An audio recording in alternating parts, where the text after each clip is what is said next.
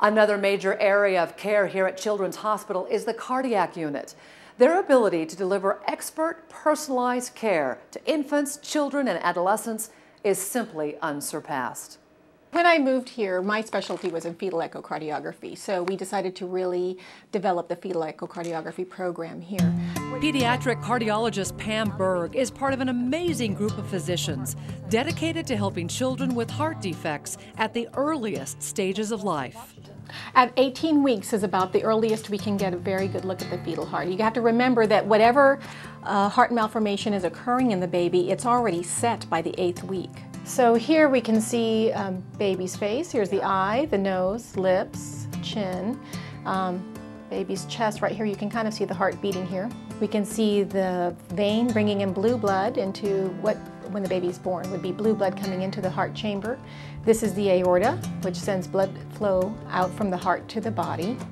Children's Hospital fosters an atmosphere of teamwork where specialists and surgeons combine efforts to create the best patient care.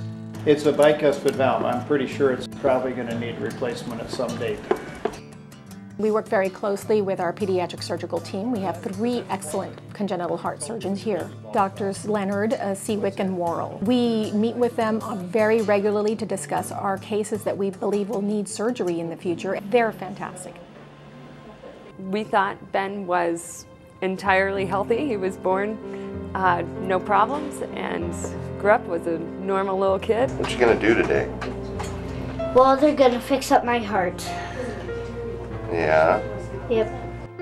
7-year-old Ben Mack is your typical boy in most aspects, and he's also more than willing to tell you he needs work on his heart valve.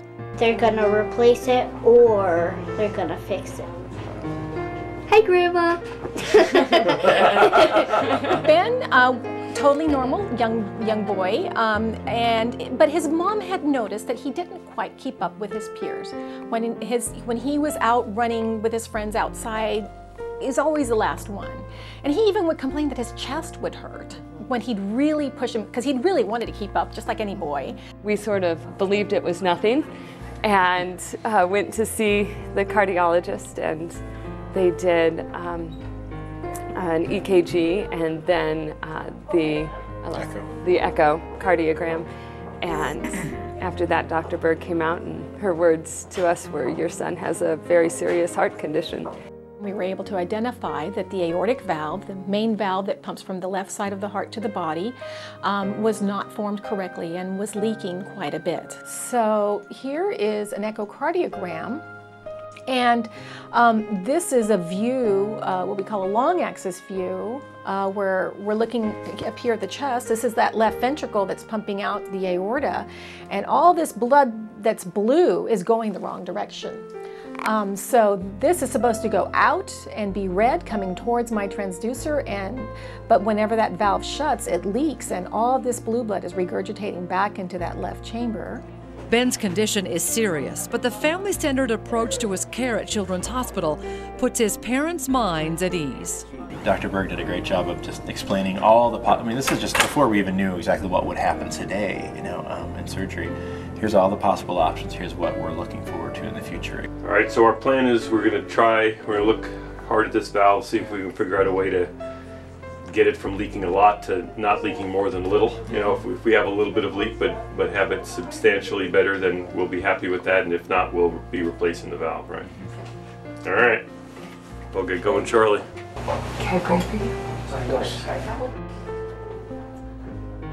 From the surgeon to the anesthesiologist, to the child life specialist, to the nurses, it all comes down to teamwork, and it begins before Ben is ever wheeled into surgery. I love you, bud. I wish you was grandkids. Say bye. Bye. Do you want to take pictures? All right, you're going to do awesome. We're going to take really good care of him. See you later. Bye, Call you soon. All right, here we go, buddy. Good job. You did great.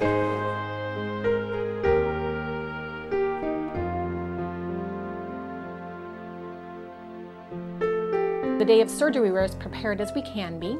In the operating room, we do one last check. We use an echocardiogram from the esophagus, and that gives us beautiful pictures of the heart. Sometimes we're able to find details there that we didn't see before. And actually in Ben, what we realized was that that valve was missing a piece. Dr. Seawick, knowing that information, was able to prepare before he even started surgery by taking a piece of pericardium, which is part of the sac that the heart sits in, and use that to patch the aortic valve.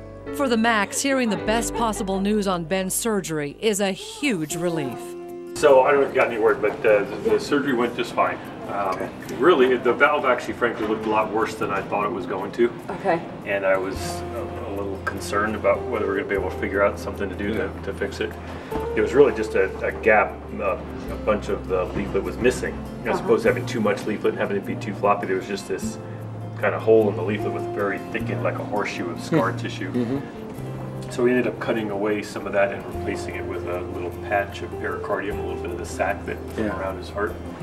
And it actually looked quite good, and on the echo it looks great. I was real happy that we got it looking as good as it did, and he's tolerated the surgery just fine. Good. They're just getting ready to bring him upstairs shortly.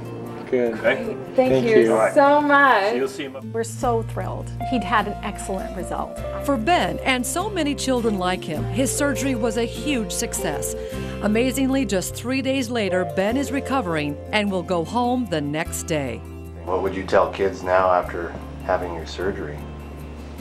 Well, it's been fun. If you eat a lot and walk a lot, you get to go home faster. How's his prognosis? Will he need surgery? You know, he may, because as you can imagine, that patch is not going to grow with him. Right. So we're just going to have to keep following him, and we're going to take very, very good care of that valve. Any limitations? You know, if his valve functions well, there really aren't any limitations. He can keep up with the other boys.